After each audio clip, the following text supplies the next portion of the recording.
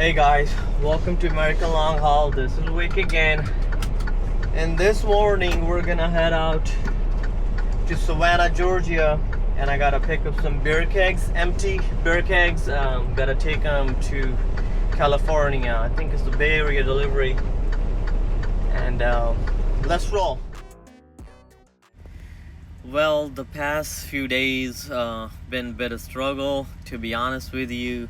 I was here in Jacksonville, Florida for an extra day because the freight market is just slow. It's so slow. The rates are anything leaving Florida are terrible, but you gotta keep pushing, right? So I finally got a decent one booked. It's not leaving Florida, but it's close enough, and the rate is okay. I guess worse the deadhead. The good news is I'm heading north to the beautiful state of Georgia. So I was at the Loves on the Loop. I took 295 north all the way to 95, then took 95 north. And before I head out of here, I had to go through one way station and one agricultural checkpoint. Like I say in my earlier videos, that don't run the scales, just follow or get a pre-pass and follow all the instructions. If you get a green light, you have a bypass. In my case, I had to go through the scale. There was no light. No light means you gotta go through it if it's open. You know, there are all the way stations, they are always for the lookout for people who are running the scales. So at the agricultural checkpoint, I've got nothing to declare, just an empty trailer. But you always have to be ready, you know, safety and compliance, they always comes first. Hey, good afternoon, sir. Picking up. Let me see what you got. It's the empty beer kegs. Empty beer kegs going. You're picking up beer kegs? Pull in that lane over there. Okay. Hopefully it don't take a while for me to get out of here. Trying to make this delivery Tuesday morning. I do have until 3:30 Tuesday afternoon, almost 3,000 miles, and today is what, Friday. Everything should be fine.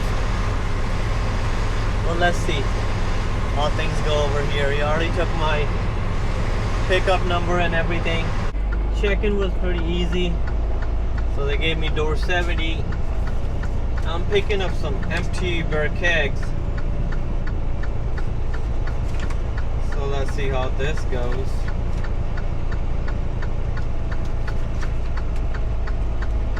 Well, on the other side of the building was pretty crowded. This side, they do have some trucks. Whole bunch of trailers, and I think there is only one truck that's picking up. Yeah, only one truck. And like I say all the time, always check where you back your truck or trailer into. Well, that was loud. Sorry about that. Didn't expect that. But yeah.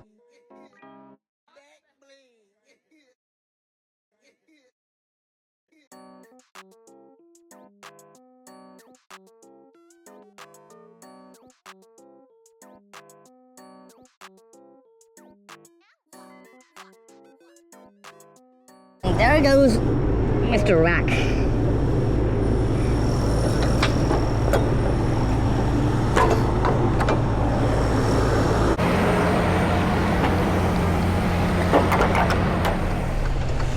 It's time for me to back up.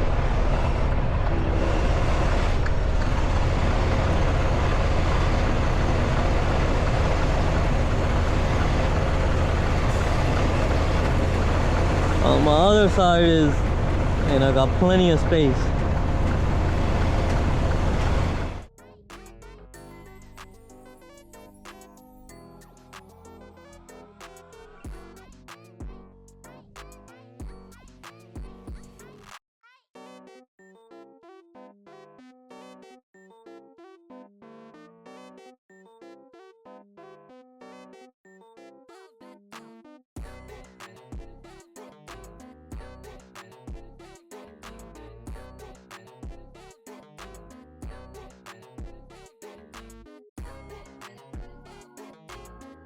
This guy's truck is a little bit crooked, but it's okay.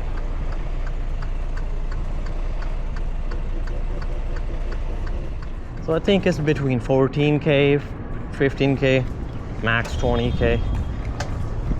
So let's see. All right, so we're finally done over here. 3 o'clock. Took good 2 hours, 2.5 hours. Let's get the paperwork and let's get it sealed up. All right, so we're loaded over here. There was no room for straps, but these are just empty kegs. They ain't gonna go nowhere. Plus they looked decently packed and wrapped around, so it should be good. Alrighty. Hold your phone. Turns out I gotta go back. First I got good to go, but then broker calls me again saying the shipper forgot to band the bare kegs. ETA to delivery, TBD. Let's see what happens. To be, or it's gonna be rejected. Yeah, with me. You got a picture of it? This is a picture of the logo product. Assholes. Okay. Go. Actually, probably the closest wrap machine is back there too. Head back to that door. Okay. Are they gonna have to take all of them out? I have no idea. Oh my God. That I have nothing to do with. Whew. He just called me and said, "Can you cut the seal for him?" I'm like, "Yeah." Yeah, so they didn't put the bands around the pallet. Well, here are we again. I had to come back because the product packaging was not good. It was gonna get rejected because the kegs they were not properly banded. So that's why it's important for owner operators to always get good to go before I leave. First I got good to go, but a couple of minutes after we received the email from the broker that all the pallets were not banded with a black band or a white band. I will attach the pictures so you guys know what they are. The certain receivers, they reject your load if the pallets are not banded properly. So hopefully it don't take that long. I asked them if I can be on the docks, but they said I can't do that. So now I will just have to take shipper's word for it that they banded everything properly. I mean, hopefully not. I already was on my way, but he's like, oh, you gotta go back. So I just gotta send it to the broker real quick. Yeah, you can. And then I'll be out of here. Is that okay? Yeah, let me know if anything on the Hopefully not. I'm hungry. I gotta get out of here. Finally secured. Now the load is right and the doors are shut. It's officially trailer full, stomach empty time. I'm hitting the cutie truck stop 15 minutes out for the biggest sandwich they got. First meal, then miles, and we gone.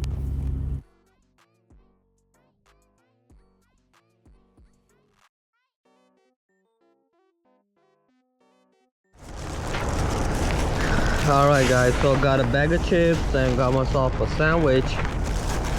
That's why I really love QT, because you can make grilled cheeses over here, put whatever you want, any meat, any veggies. So always get a grilled cheese, toasted grilled cheese, and put a whole bunch of veggies in them. It's pretty awesome. So I just devoured on that food. I was so hungry. All I had since this morning was these little tiny PB&Js from Love's. Yeah, because you know it happens to me so many times. I still keep making the same mistake. I did have some pasta, but just didn't want it to make it. But now I should be good for a few hours, and then I'll have a light dinner. Because it was a very late lunch and a heavy one too. So my stomach is full and I'm not hangry anymore. I am on my way. I'll be taking 16 west to 75, then go to Atlanta, take loop 285, then I'm gonna take 20 Dallas 287 to Amarillo, and then take 40 all the way to Cali. As soon as I was on the freeway, I was approaching the weigh station. But hauling lighter weight has its own pros and cons. But I just got the bypass outside the scale. Truckers are not allowed within Atlanta unless they have a local delivery to make. They got a loop, 285, and a bunch of other smaller ones, but mainly it's 285 to go around Atlanta. So make sure you don't get caught if you're just passing through Atlanta on a semi following your Google GPS, because it will take you through Atlanta straight. But for truckers, you always gotta take that 285. I'm thinking to go find parking after Birmingham, Alabama. There is a Love's and a Petro on exit, I believe, 100. And if you're ever in these areas, you will always find parking on Petro in Birmingham, Alabama. It's after you pass Alabama if you're going westbound, and it's right before Alabama if you are going eastbound.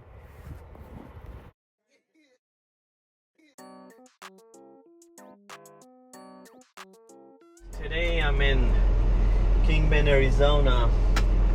It's a nice day today. I haven't made videos for us 2 days, a day or two. But yesterday I met my friend from Toronto and it was a good day. And today I am an hour out basically from California. I got delivery tomorrow before 3:30. So in Bay Area, I think Petaluma, California, I was not gonna find any gloves or TA. So I ended up taking a shower and everything, just in case. Got some extra food, and now Russell roll, and hopefully it's not that hot on needles. Hell, I don't have that much weight. It's about like 20k, so it should be fine. Let's roll. It's crazy how it's so hot in Lake Havasu, and it's temperature like 20-30 degrees lower the more you keep going towards east. Alright, so we're done with fueling, and now it's really hot. Really hot. Well, Love's is the best, and I also like TA because they both give me rewards. TA has more discounts, but Love's have more rewards. Well, this is my last stop before I enter into Cali, and y'all know how everything is expensive in California. Even if you don't fuel from California, then when you're gonna file for your fuel taxes, you're gonna have to pay extra because you didn't fuel in California. Thank you, sir. You're welcome. How are you going to be paying today? I'll pay a card, debit.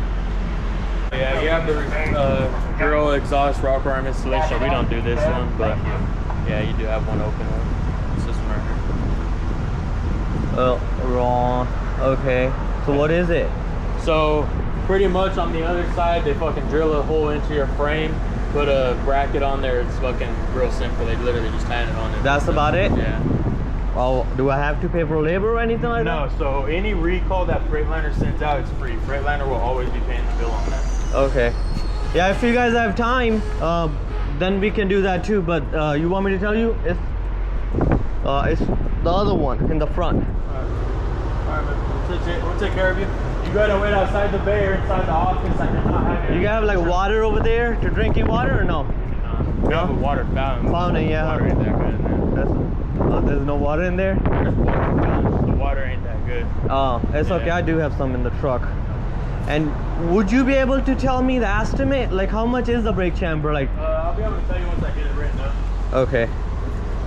All right, I'll go wait inside. All right, man. All right. Hopefully it's not that much. So we're here in Boron, California. I was so lucky. When I was like 2 miles out, I was gonna grab some food over here, and then I started hearing this hiss, the air noise near my brake knobs, and when I stopped, and it was one of my brake chambers, the air was leaking out of that, and luckily they just took me right away. I didn't have to wait or anything. Well, I do have to pay, you know, a little bit extra for labor, but you know, time is money, and I gotta go to Petaluma, California tomorrow, and hopefully I'll be out of here soon. But yeah, God bless everybody, and thank you, God, because it could have been a lot more than what I'm gonna have to pay right now. And just like that, we're done. We are done.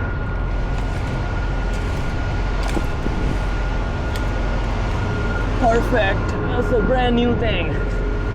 I was really lucky to get in and out of here in less than, I would say, 30-40 minutes. So I was gonna stop over here to grab some food, use the restroom, but like 2-3 miles prior to that exit, I started hearing this hissing noise.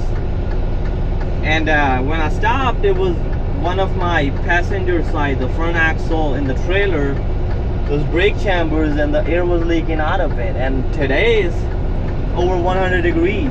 Didn't have no wait time, and the damage was $270, $280. It's not bad. And now we're on our way. Hopefully I find some parking near Stockton or Patterson. Yeah, I'm gonna make my route. It depends on, you know, how the traffic is, and this is desert, and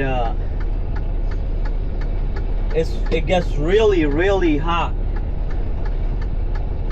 I think they have a place called Death Valley over here. I'm not entirely sure, but a few years back there was a temperature over, I think, 55, 56 degrees Celsius was recorded. That's why they call it Death Valley. Because if you don't have water, gas, or whatever, and you were to get stuck over there, it's impossible for anybody to survive in that type of weather. Because behind is Barstow, on this side is LA, and right there are the hills of Tehachapi. And this is the area, like next 30-40 miles. Sometimes they have crazy winds in this area, real crazy. I remember when I started driving, it was like my first or second month. I was a brand new driver, so I was sitting on the passenger seat, and we had a reefer produce. We were hauling that. We had to take that to, I think, North Carolina or somewhere in the east. Forgot, but I saw a couple of dry van type of trailers. Kind of one side of their tires got picked up by the gusts. That was the first time I saw how powerful the wind can be. One time I had to drive. I think I was like almost full grass, and it was I think in Indiana, I-70, and the gust was 65 miles an hour. And that was for like a couple hours, and oh my god, my shoulders were hurting for 2 days. The wind is no joke, right? The bottom line, bad weather is not a joke. Whether that's wind, snow, rain, tornadoes, hurricanes, anything. So always check your weather wherever you're going.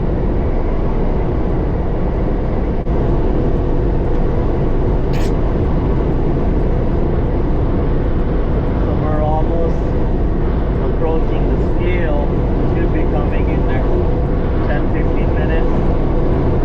It's always hard to drive west in the evening and east in the morning because the sun hits you in the eyes. But my hat, you know, you see how this is like, you know, tilted forward? Will helps me drive, and because there comes a point every day where your sun visor, it don't really help you. At least it don't really help me. So that's why this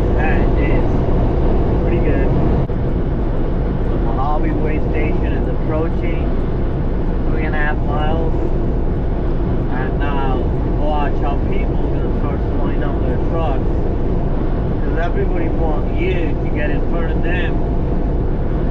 Well, little do they know, if their weight is not correct, if their axles are more than 40 feet, they will get pulled over regardless, or if they're on the scale. It doesn't matter if you're in front of somebody or behind somebody, as long as your paperwork matches, your logbook and everything is good, you don't gotta worry about nothing. I honestly feel like if you tell the officer or talk to them nicely, give them respect, well, I've experienced, they always understand your situation, they always try to give you benefit of the doubt, and if it is fixable, then they'll let you fix it. And you know, at the end of the day, they're not doing their job to bother us, they're doing this for our safety, for other people's safety too. So this is very essential what they're doing. They're doing their job, and we need to do our part. I do have a free pass, but mostly their free passes are off. I do always get red light, go through the scale, not an issue. But yeah, if you're owner operator, you own your own truck, you should get a free pass.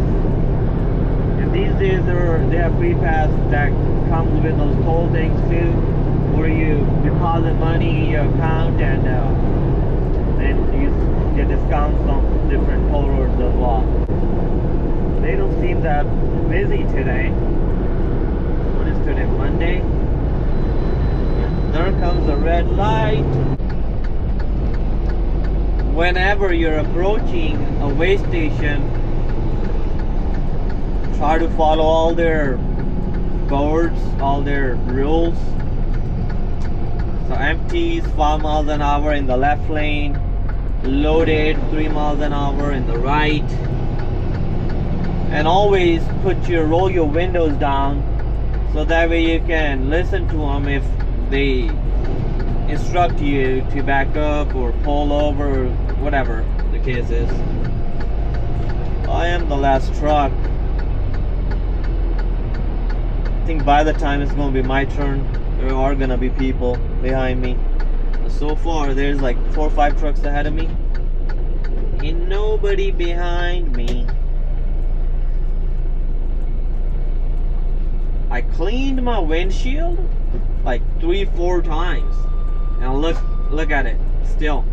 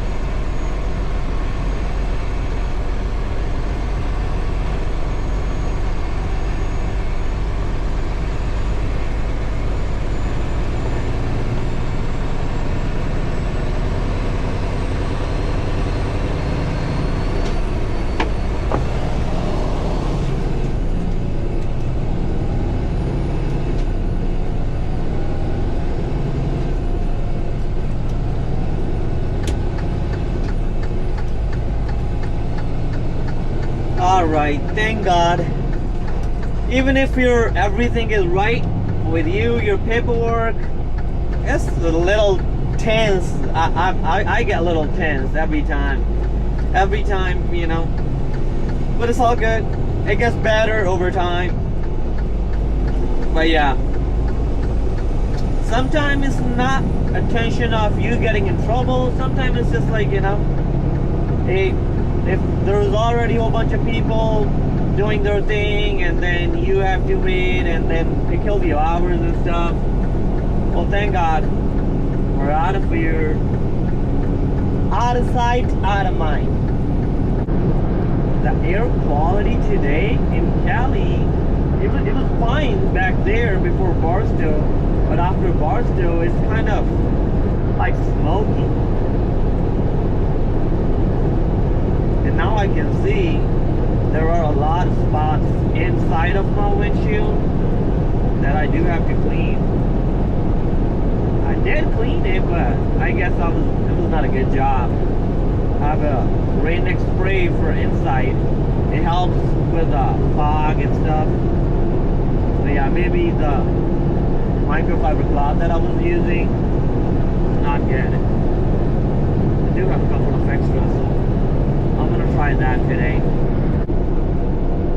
So we're approaching the Tehachapi now, and the temperature is 75. And now, as soon as we're gonna get down from all the hills, the temperature is gonna go at least 10-15 degrees high. And that's your Central Valley for you. Because that's why they call it Central Valley, from Bakersfield all the way to basically Sacramento, Tracy, all this middle area. It has mountains all around. So it's basically like a stadium, like, you know, people sit around and then the playground is like lower. That's just how the Central Valley is. So unless it rains a lot, the wind quality is just not that good. I've been living over here for like, I don't know, 10-15 years now, so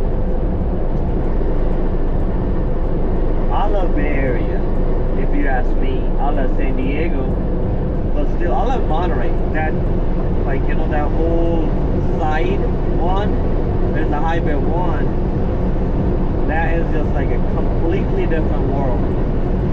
If I had money like that, I would have, you know, always lived near a beach. Whereas if anybody's on the shoulder, make sure you really slow down or switch your lanes, change your lanes. Because I've been on shoulder a handful of times because I had this issue with my truck where the fuel used to go from the primary tank to the secondary tank and overflow.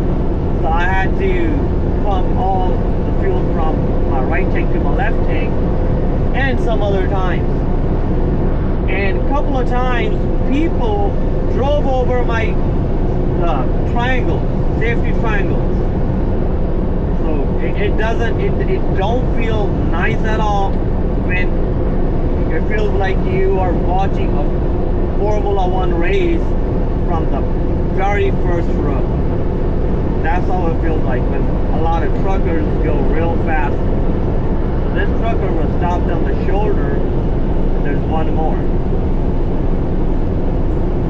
So always try to switch your lanes, guys. That is very important. Even if it's the law.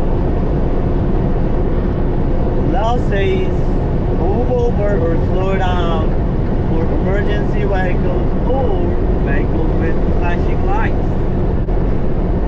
Son, Mr. Golden Sun, please don't shine on me.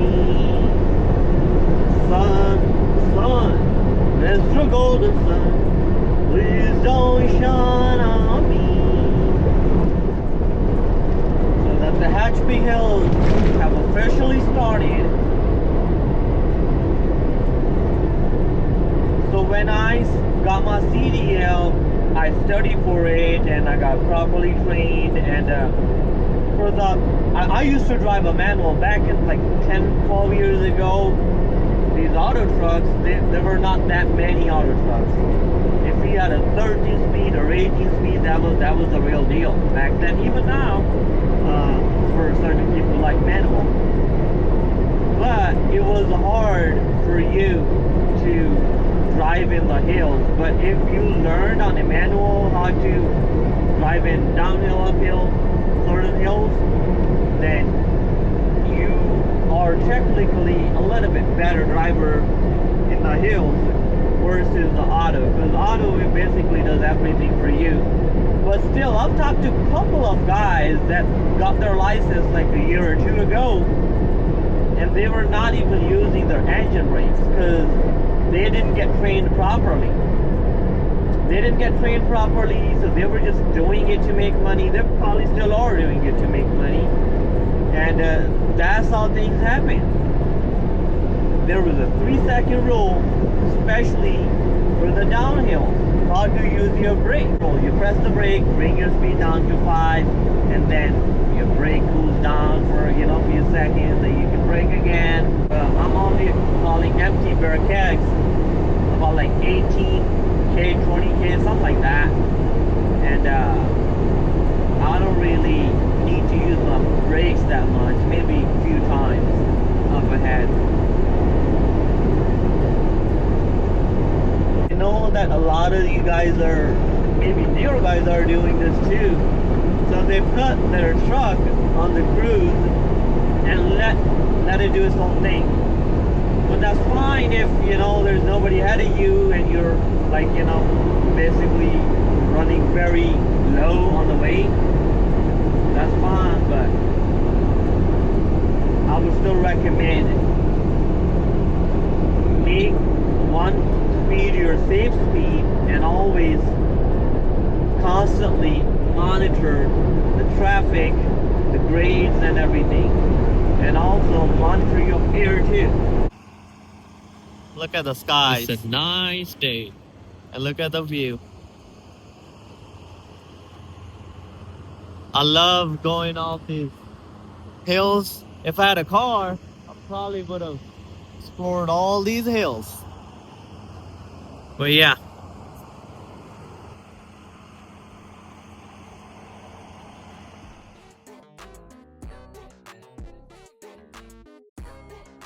All right, good morning everybody. So we are up and it's a wonderful day. Not hot, not cold. Got my shower. Think I've got about 5 minutes left. Yep, 5 minutes left.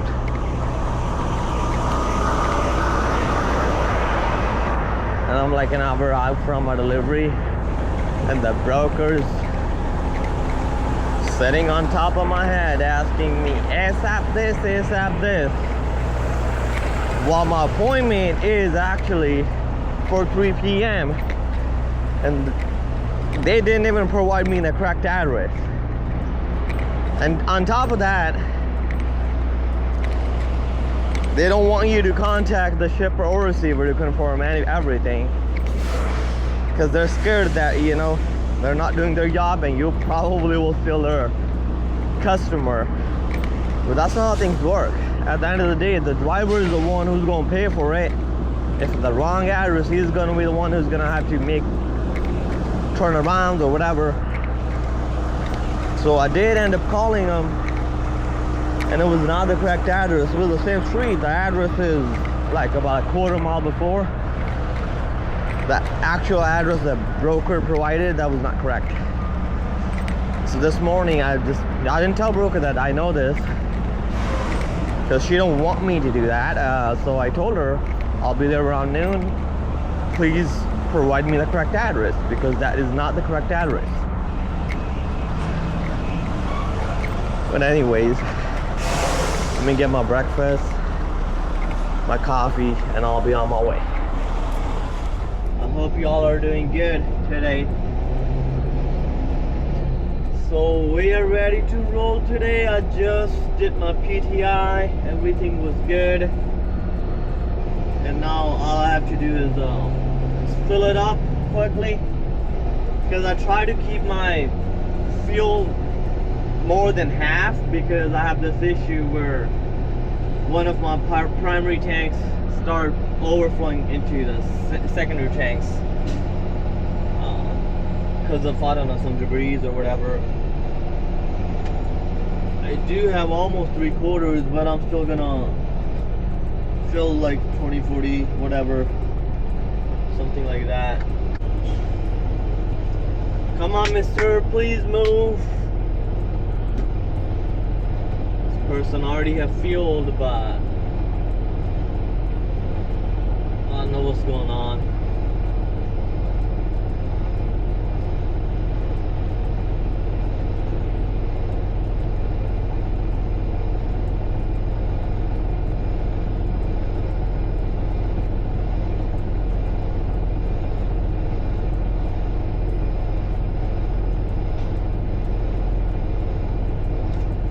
Alright, it's time for us to fuel and get going.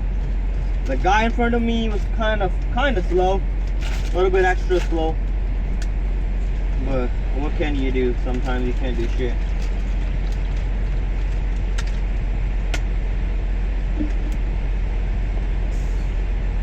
Alright, so we're finally done with the fueling. It took me almost like over an hour to fuel, because I don't know, the guy in front of me, I don't know what he was doing. It's all good. Sooner than later, you know, we're done. We're out of here. Hopefully everything is fine with my delivery. Finally over here. I did call their number and want to see my paperwork. And it kind of look busy. Hopefully it shouldn't take that long. Hopefully it don't take that long. Well, let me see. Hey, good afternoon, boss. How you doing? Good, thanks. Got some empty beer kegs. Okay. I'll give you a call as soon as we're ready for you. Perfect. So I don't need to go in there, right? No, you just wait your truck, and then when have you been here before? That's my first time. You just, when I tell you, give you whatever dock I give you, just drive around this way. Yeah. And then back in like this guy did right here. Perfect. And you guys do have the bolt cutters, right? Yeah. Okay. I'll bring them out when you want. When it's my turn. All right, thanks.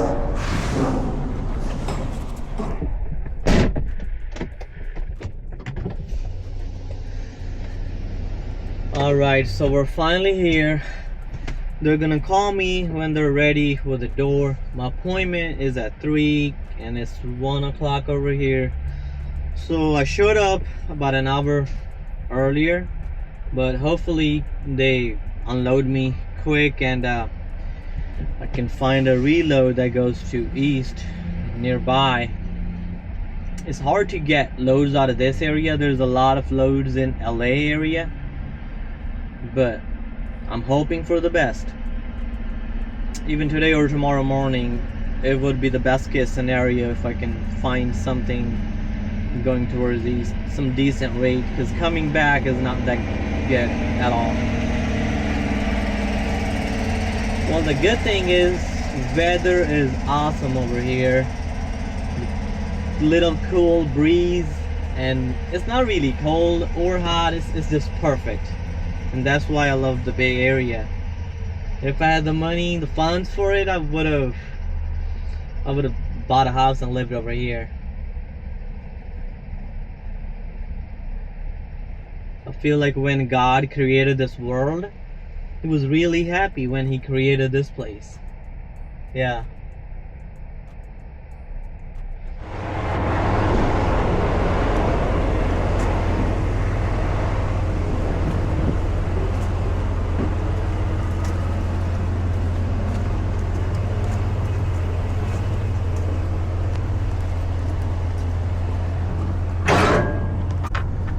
I have a little bit of issues with my axles.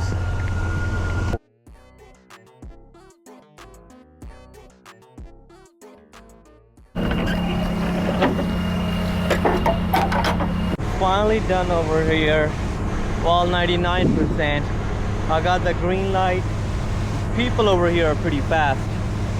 So I got the green light. Hopefully I get my paperwork soon, because I do have one more load that picks up about 15-20 miles out. But you know the Bay Area traffic. It's about to be 5 soon. It's 3 o'clock. Hopefully I don't hit any traffic. But as soon as I have my paperwork, I'll be on my way. And I didn't find somebody going directly to east, but I'll be delivering in Dallas if everything goes planned. And then from there I can, you know, do a triangle or something like that. So my delivery went smooth, and I was able to find a reload nearby, like 14-15 miles out. It was apple cider vinegar that I had to pick up from the plant. Hopefully my next load goes smooth. If you like the video, please hit like and subscribe button, and let's go to the next video. God bless you. Peace out.